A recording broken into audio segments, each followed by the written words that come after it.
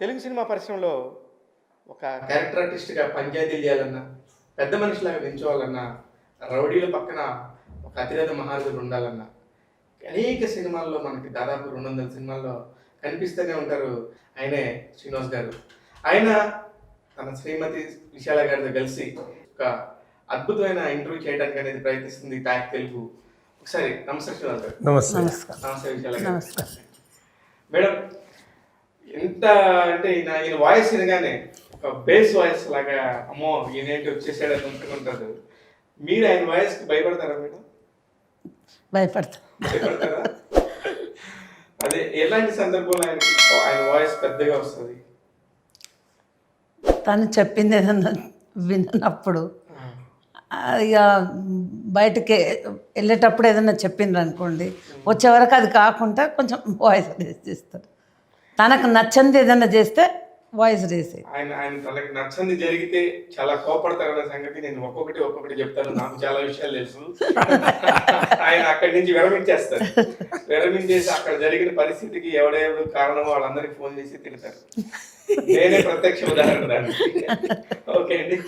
అయితే శ్రీనివాస్ గారు, మీరు చాలా సినిమాల్లో నటించారు.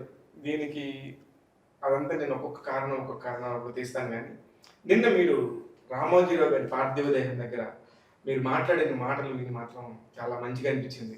ఆయనకు ఒక మాన్యుమెంట్ కట్టించాలి అనేది మీరు తీసుకొచ్చి అక్కడ మాట్లాడటం, చాలామంది అతిరథ మహారథులు భారతదేశం మొత్తం చాలా గొప్పవాళ్ళు వచ్చారు, ఆ మహానుభావుడికి నివాళులు అర్పించారు.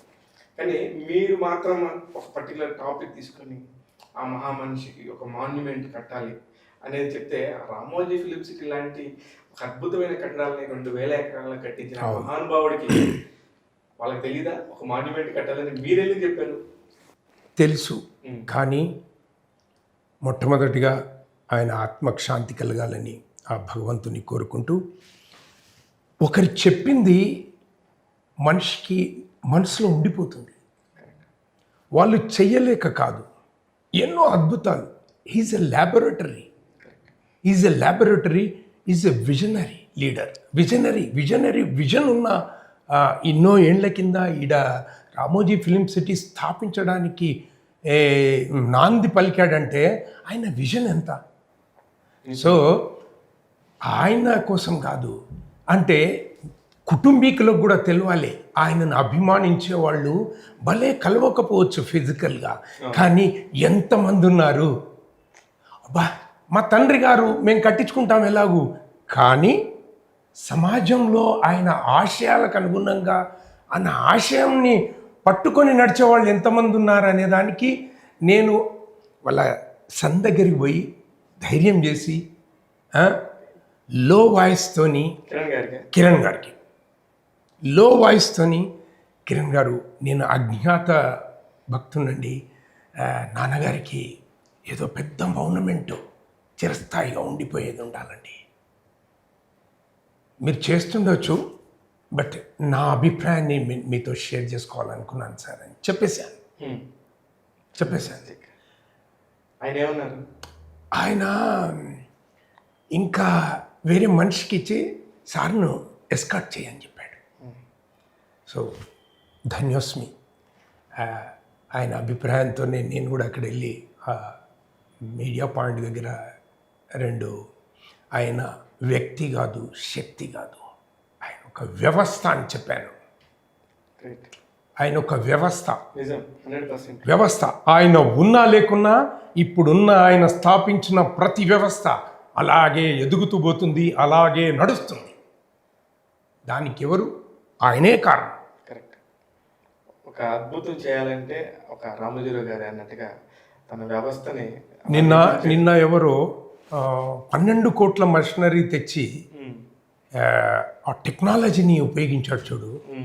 20 ఏళ్ల క్రితము 12 కోట్లు పెట్టి, అంటే అదే విజన్. మనకెందుకు కూడకూడదు? ఆ మాన్యువల్స్ చదవడానికి 12 రోజులు పట్టిందంట నేను చెప్తున్నాను. తీసుకొచ్చిన ఆ మిషన్కి అట్లాంటి వాళ్ళు చాలా అరుదుగా పుడతారు. అది ఆయన ఏ రోజు నాకు తెలిసి ఎవరిని ఏ పదవి అడగలేదు. కానీ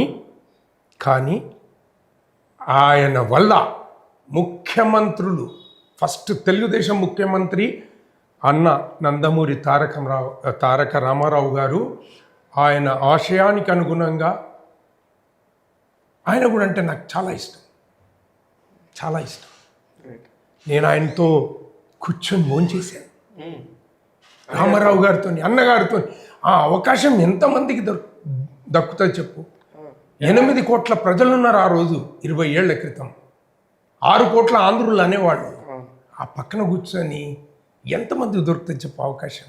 ఎలా దొరికింది మీకు So అవకాశం? blessed. ఎలా దొరికింది? నేను ఫస్ట్ తెలుగు విద్యార్థి, తెలుగు టీడీవీవి తెలుగు విద్యార్థి విభాగం దానికి ఫస్ట్ కన్వీనర్గా నా పేరు అన్నగారు అనౌన్స్ చేశారు. అదృష్టం. ఆ తర్వాత 1 ఇయర్ ప్రెసిడెంట్గా పనిచేశాను. నిన్న యలమంచల్లి శివాజీ గారు కూడా వచ్చారు అక్కడికి. ఆయనతో కూడా పలకరించాను. ఆయన, నేను, నర్సింగ్ నాయక్ గారు కలిసి మేము ఒక రాష్ట్ర ఎలక్షన్స్కు నాకు వాళ్ళిద్దరికి ఇన్ఛార్జ్గా ఇచ్చారు చంద్రబాబు నాయుడు గారు. చంద్రబాబు నాయుడు గారు నన్ను శ్రీనివాస్ అని పిలిచేటోడు. ఆయనది నాది ఫోటో మొన్న కృష్ణ గారు పరమపదించిన రోజు చూపించాను. షాక్ అయ్యాడు సార్, నాది ఆయన ఫోటో చూసి. ఇద్దరం మారిపోయాము. వయసులో ఉన్నప్పుడు దిగింది. ఆయన చాలా పెద్ద హెయిర్ ఉండేది. చాలా పెద్ద, ఇప్పటికి కూడా పెద్ద హెయిర్ ఉంది, కానీ యంగ్, వెరీ యంగ్. ఇప్పుడు మీకు చూపిస్తే మీరు కూడా గుర్తుపట్టారు. పంపించండి, నేను కూడా అది ఉంది, చూపిస్తాను. చేద్దాం. అది పెద్దగాని చూస్తే కానీ మీరు గుర్తుపట్టారు.